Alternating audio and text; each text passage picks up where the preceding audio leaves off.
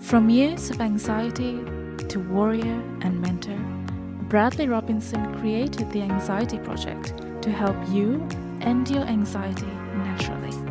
Let's mold the new you and let's end anxiety together. Hello, everyone. Welcome back to the Anxiety Project podcast. Welcome to 299. Oh my God, we're almost at 300. Thanks for being a listener. Thanks for being a subscriber. Remember, on this channel, on my Anxiety Project podcast stream, whatever you want to call it, wherever you listen to the podcast, every Monday I post a new meditation. This past Monday, I posted a meditation on letting go of social media, asking yourself the right questions when you're in this meditative state. And the questions being, well, why am I clicking on Instagram? Why am I clicking on Facebook? Why am I scrolling? Who's scrolling? Who's doing that? How do I feel after I'm done this? What would I like? What would my life look like if I were to stop doing this? So I'm answering all of those powerful NLP based questions in that meditation. It'll help you let go of your social media habit, which I currently still have, by the way. I'm not a perfect person by all means. So go check out that meditation. I guarantee you it'll help you in more ways than one. So go check it out. Today I want to dive back into a series that I haven't visited in a long time. It's great knowledge I learned from books. And this is part 4 of that series. And I'm talking about Why We Sleep Today by Matthew Walker, and then The Dietitian's Dilemma by Michelle Hurn. 2 really powerful books. I would have done more books today, but there are some passages here I just needed to cover because in Why We Sleep, I mean, Matthew talks so much about sleep in general, but there's specific sections that you're going to find particularly useful around the amygdala, around anxiety, around negative emotion, when what happens when we don't get enough sleep. And currently, I am not getting enough sleep because I have a 2-month-old baby. And so now I'm in this phase of, well, I'm seeing what I'm like without sleep. And there are really bad times indeed that I have where I'm more triggered, I'm on edge, I'm more anxious. And the anxiety isn't too bad. It's just being on edge, being very, being on edge. And, I was up at 1 a.m. last night, and then I was up again at 3 to 4 a.m. And then I usually get up at 5:30. So the nights can be pretty rough, but I'm learning how to be tired and be okay and function. See, this is the big thing I battled when I was suffering from anxiety is I had this really strong sickening anxiety around not getting enough sleep and not functioning the next day. And so when you see yourself and when you get up and you do the hard stuff anyways, even though you're tired and you're not feeling well, you see that you can actually function and actually do a pretty good job. It's not going to be perfect. There's going to be bad times, but you do it anyways and you stumble forward. And a lot of people with anxiety, their pedal is to the metal 24/7 at night, especially because what happens when the lights go off, the TV goes off, all your other loved ones go to bed?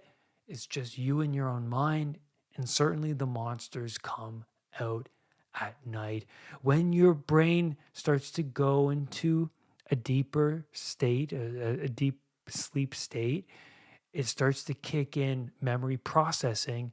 And a lot of the time, to process through negative emotion, it overwhelms people and they wake back up because they're on edge, right? They're so sensitive to that negative emotion. Their glass is overflowing with negative emotion. They wake up and they're just like, I'm exhausted, but I can't sleep. And they're running on empty all the time. So these passages, I'm sure, will help you better understand your poor sleeps and why you're feeling the way you are feeling. And then I go into more of the low carb a diet with Michelle Hurn's book, and why diet is so important for anxiety, for your mental state. And I talk about certain foods to avoid and what she talks about. And another great question I'm going to cover with in her book is cholesterol really bad for you? Because I eat meat all the time, every single day. And you'd think that this would kill me based off of what's reported in the legacy media, but here I am 6 months into the diet, or 6 years rather, 6 years into the diet, and I'm doing well. I'm actually doing really well, better than I ever felt throughout my 20s, even before that. So yeah, let's dive into why we sleep. And this passage is from a place in the book called Emotional Irrationality. So Matthew goes on to say, we studied two groups of healthy young adults. One group stayed awake all night, monitored under full supervision in my laboratory, while the other group slept normally that night. During the brain scanning session the next day, participants in both groups were shown the same 100 pictures that ranged from neutral in emotional content, example, a basket, a piece of driftwood, etc., to emotionally negative, example, a burning house, a venomous snake about to strike. And using this emotional gradient of pictures, we were able to compare the increase in brain response to the increasingly negative emotional triggers. Analysis of the brain scans revealed the largest effects I have measured in my research to date. A structure located in the left and right sides of the brain called the amygdala, a key hot spot for triggering strong emotions such as anger and rage, and linked to the fight or flight response, showed well over a 60% amplification in emotional reactivity in the participants who were sleep deprived. 60% amplification in emotional reactivity. That makes sense. I remember, to put a pause on this, I remember when I was suffering from anxiety, I'd wake up in the middle of the night and I would hallucinate. I thought I would, there was a bug at one point on my genitalia, and it was a piece of fluff, and I freaked out. I just literally jumped out of bed. I tried to find the fluff on the floor. I thought it was a bug, right? And I thought I had some sort of STD. Or like some crabs or something, something infesting me. And that's how bad it got for me. I know it's like literally, it sounds crazy when I say it, but that's the mind of the anxiety sufferer. It starts to hallucinate. It's on edge. So Matthew goes on to say, in contrast, the brain scans of those individuals who were given a full night's sleep evinced a controlled, modest degree of reactivity in the amygdala, despite viewing the very same images. It was as though without sleep, our brain reverts to a primitive pattern of uncontrolled reactivity.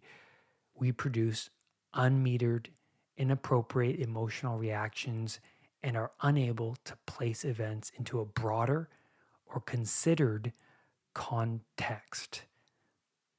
And so he goes on to say this answer raised another question.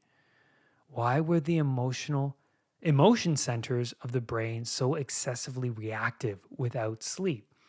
Further MRI studies using more refined analysis allowed us to identify the root cause. After a full night of sleep, the prefrontal cortex, the region of the brain that sits just above your eyeballs, is most developed in humans relative to other primates and is associated with rational, logical thought and decision making, was strongly coupled to the amygdala, regulating this deep emotional brain center with inhibitory control. With a full night of plentiful sleep, we have a balanced mix between our emotional gas pedal, that's the amygdala, and brake, that's the prefrontal cortex.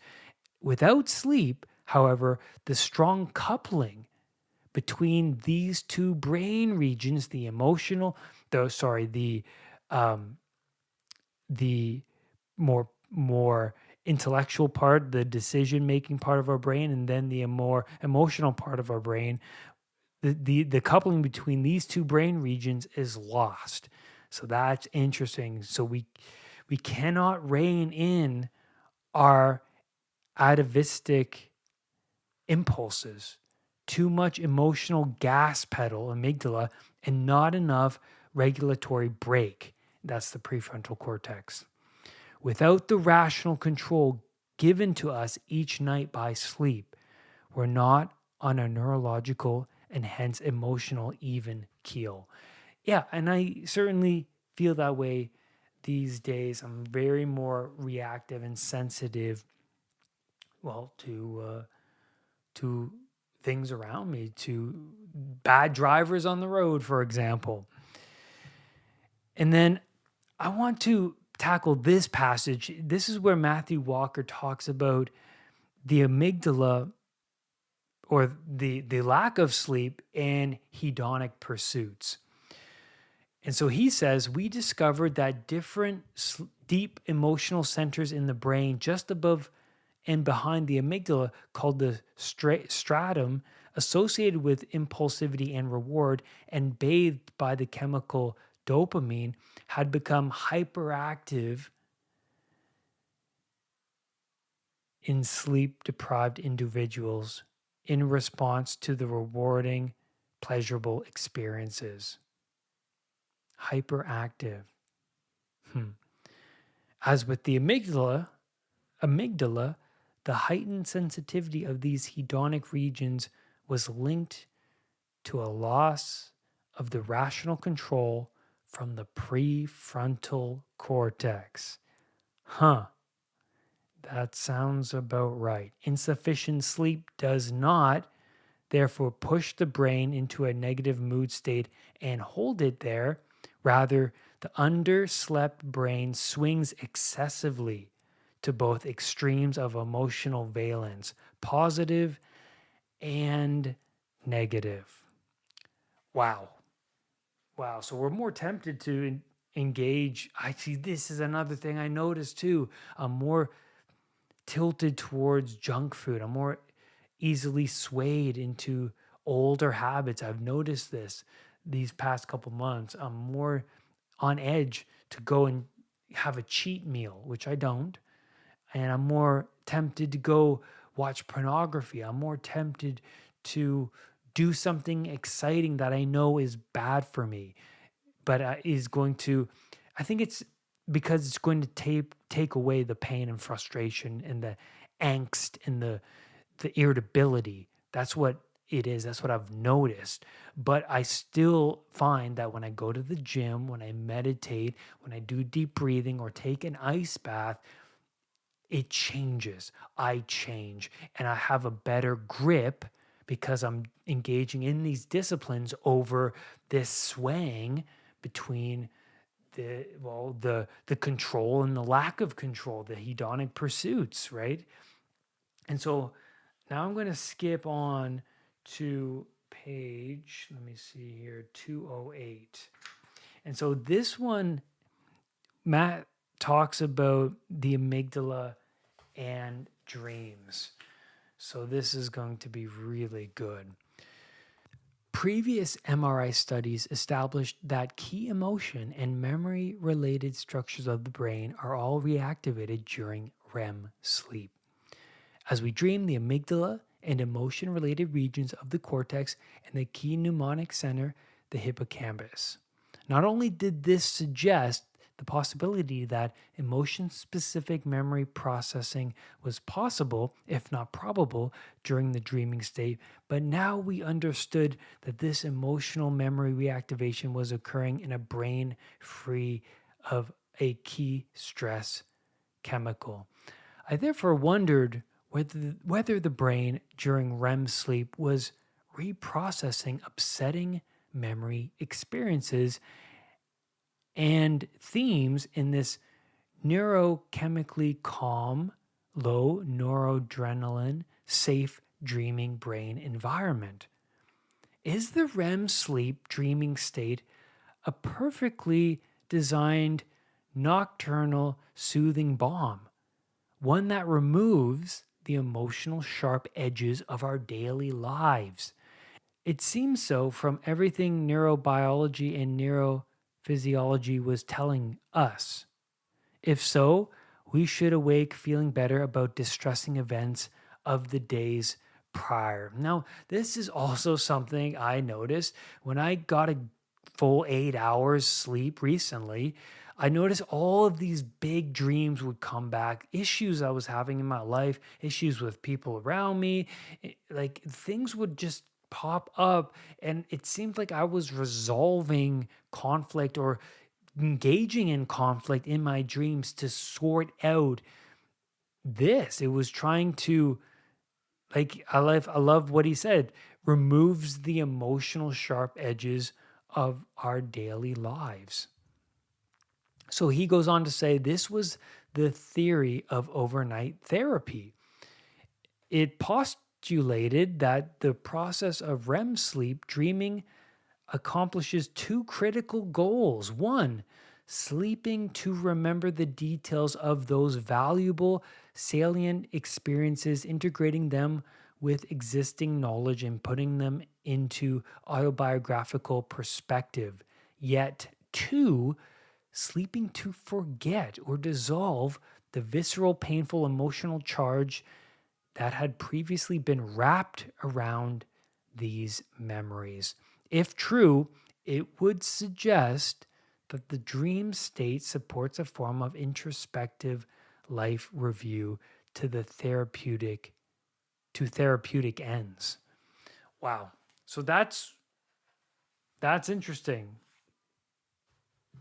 And so one thing I want to mention before I move on to the next book is you can do things if you're suffering from anxiety and if you're revved up continuously at night, you can do things during the day to help lessen this response at night. The one big thing I personally would do is I would give myself time in the morning to do stuff.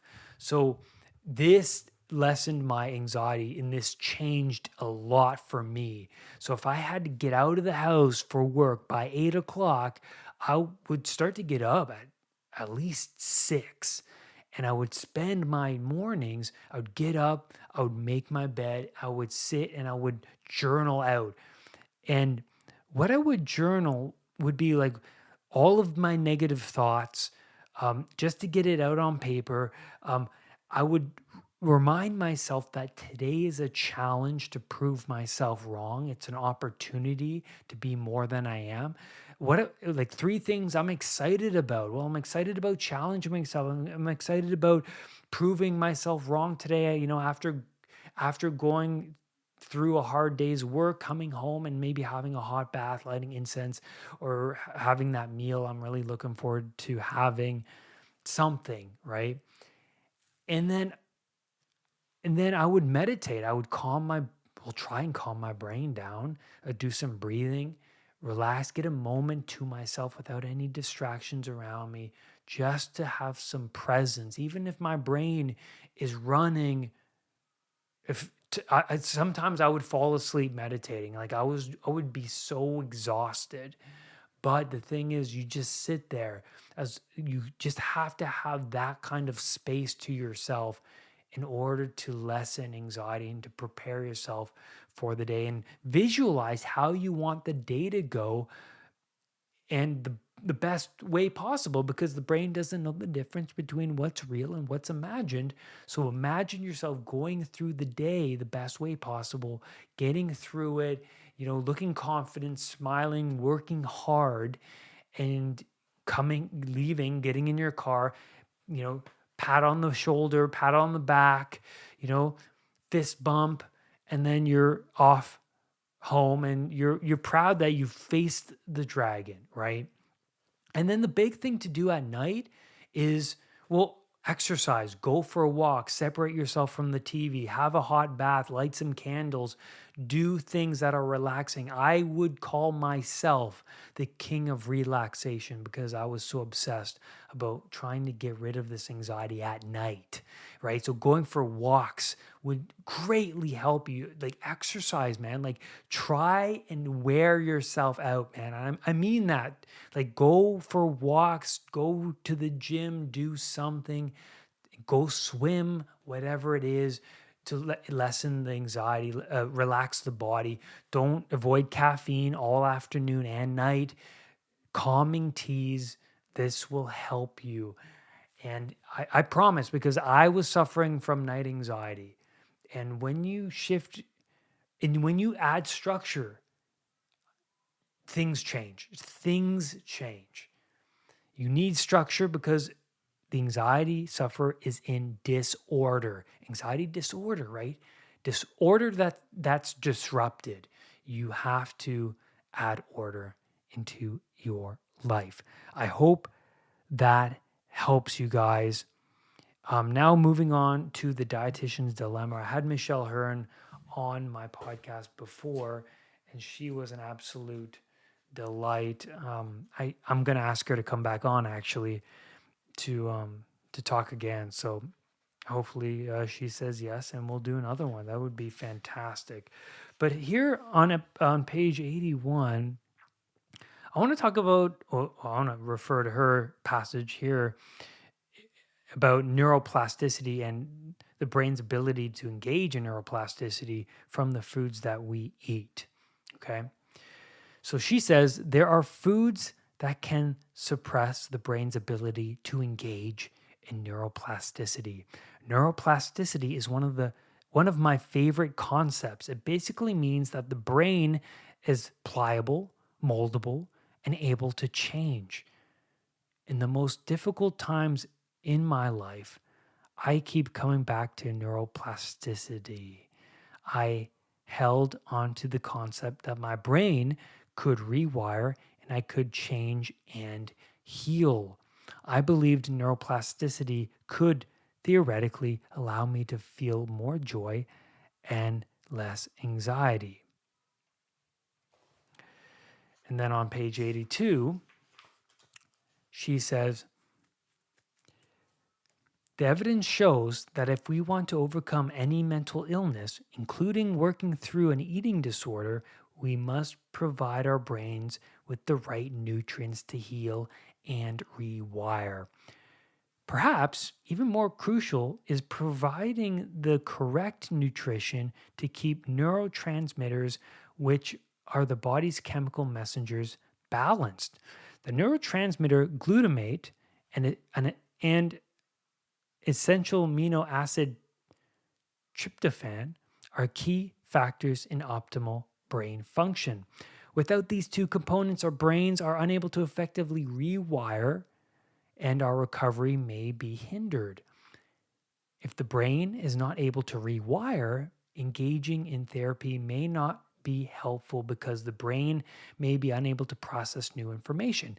It is like saying it just goes in one ear and out the other. If you are given new tools and coping mechanisms, but the brain cannot process and store that information, you might be unable to act on this new information in a time of stress. In this case, the new information is effectively useless to you. Recall from our chapter on mental illness that glutamate is a powerful neurotransmitter that's released by nerve cells in the brain. Think of the brain as a car. It presses the glutamate gas pedal at exactly the right rate under normal conditions. When the brain is stressed, it's pedal to the metal. The gas pedal is pressed all the way to the floorboard and the brain is flooded with glutamate. Extremely high levels of glutamate have been found in the blood and brain tissue of individuals with mood and psychotic disorders, as well as certain mental illnesses. Individuals with depression have higher glutamate levels than healthy controls. And then she says, this is the important part, glutamate levels can become elevated due to inflammation. Some causes of this inflammation are brain injury, traumatic stress, like losing a job, divorce, mood altering drugs like cocaine and crystal meth, and inflammatory components, which are abundant in the diet. When we eat a standard American diet, which is filled with processed carbohydrates such as bagels, cereals, donuts, granola balls, pastas, sugars, sodas, candies, juice drinks, and seed oils such as canola oil, partially hydrogenated oils, and corn oil, the glutamate gas pedal gets pressed down like you are in a road race. The pathways in the brain are not able to perform their functions when they are overwhelmed with glutamate. The excessive glutamate activity in the brain decreases brain derived neurotrophic factor BDNF. This important factor is the key to the brain being able to participate in neuroplasticity. If the brain cannot participate in neuroplasticity, it cannot take in new information and make change.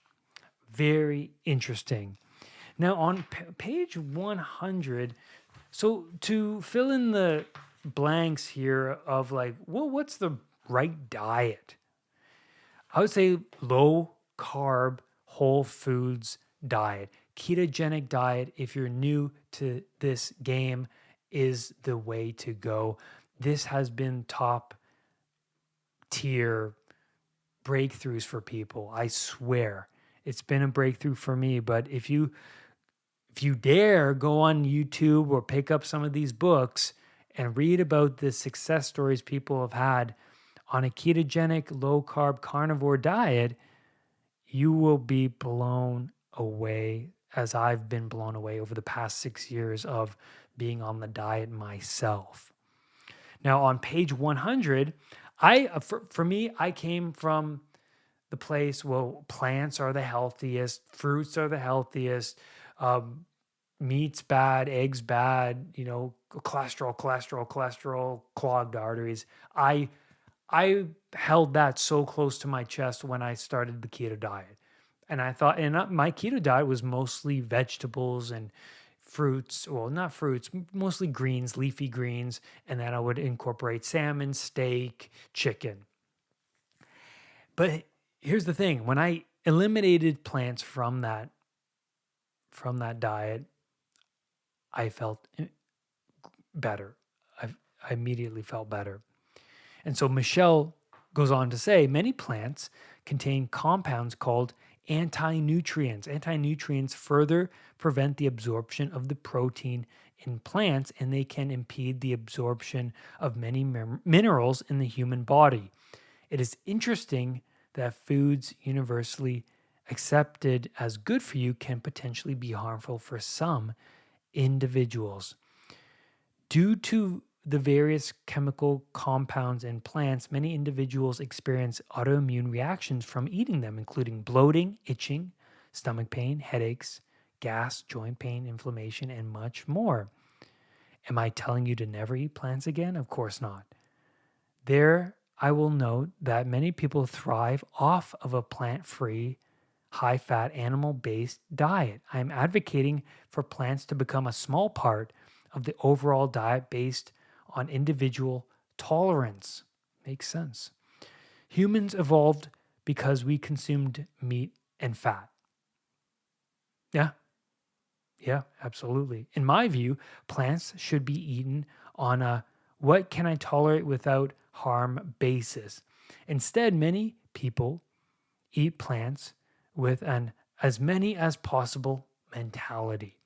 This view has contributed to various autoimmune conditions like bloating and the crowding out of nutrient-dense animal foods in our everyday nutrition.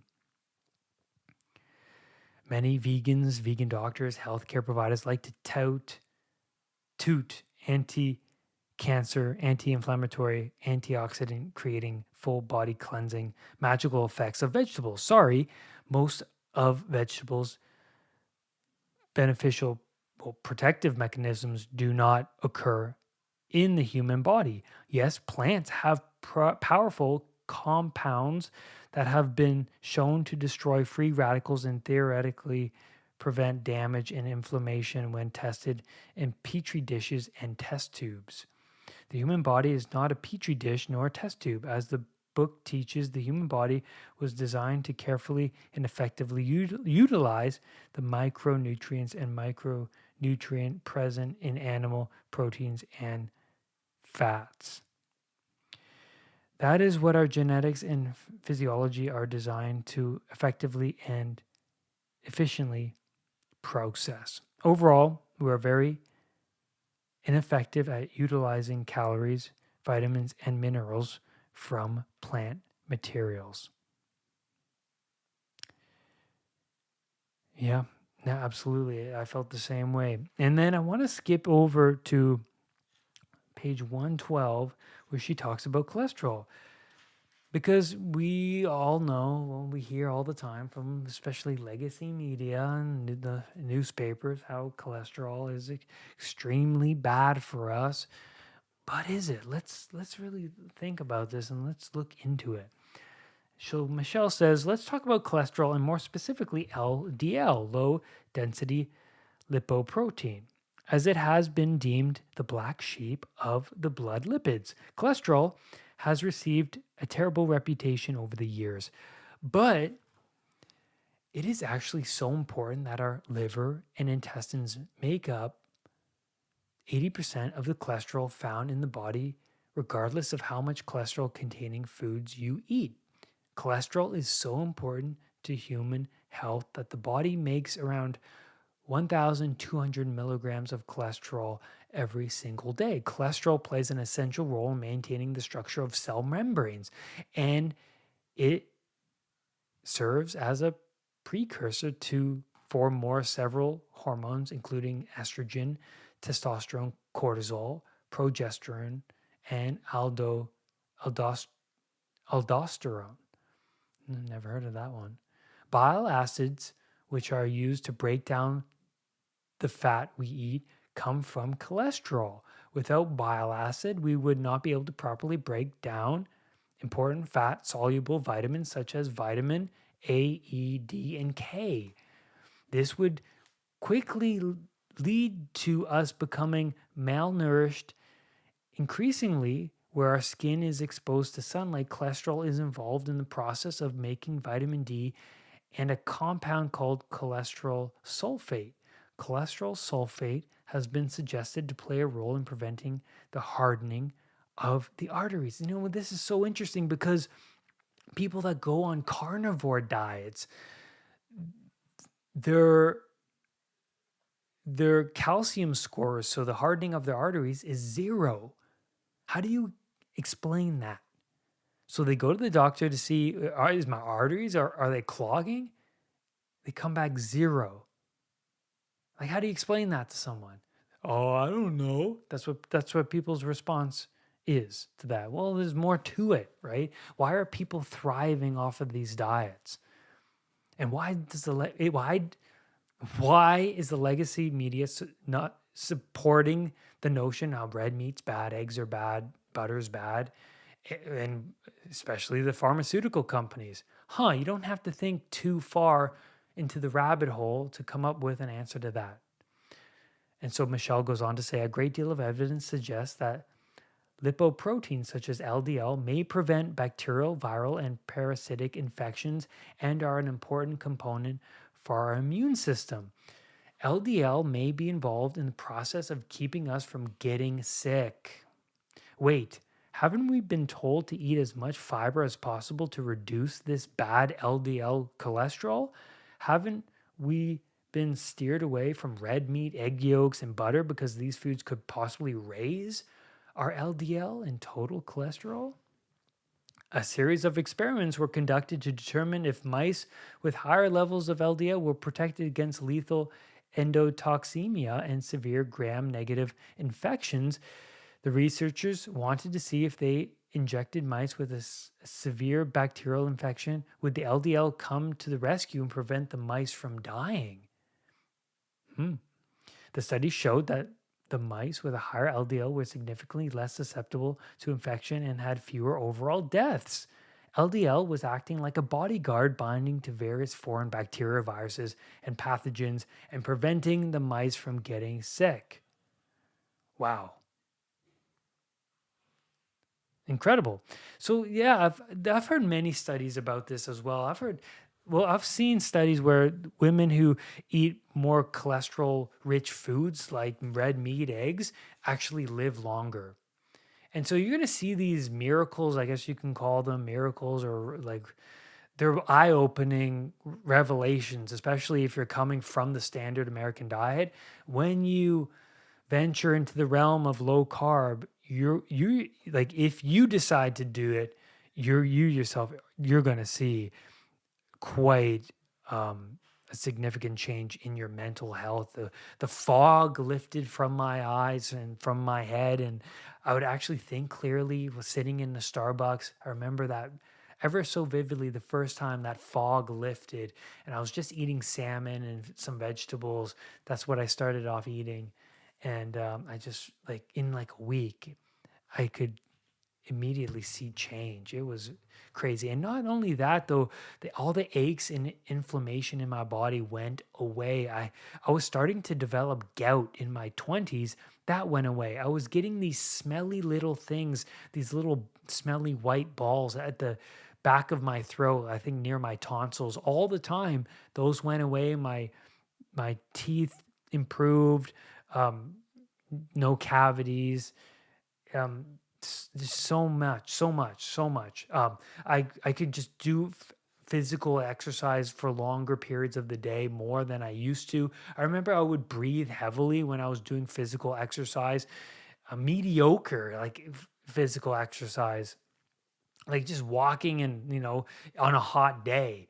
But now the difference is I could just maintain a certain pace of activity throughout the whole day, and I would feel really well, like really good. No aches, no pains, no extreme tiredness, no crashing, no hitting walls during the day, trying to get a coffee to wake myself back up. None of that. Even today, I don't even drink coffee, and I'm sleep deprived, and I'm busy all the time, all day, and I could just survive off a cup of green tea and a nice steak, and I'm good to go. And I'm going to leave you there on this podcast episode. I hope you listened all the way through. Thank you for being here today. And thanks for putting up with my stumbling through those passages. I am sleep deprived after all. And I really appreciate you being here. And I'm grateful. And let me know what you think of this episode. Rise above anxiety. I'll see you next time. My anxiety recovery program is available over at unpluganxiety.com. Included is the Releasing Trauma exercise. This is where you can walk through and release past trauma using an NLP-based audio recording by myself. That's at unpluganxiety.com. Go there to learn more.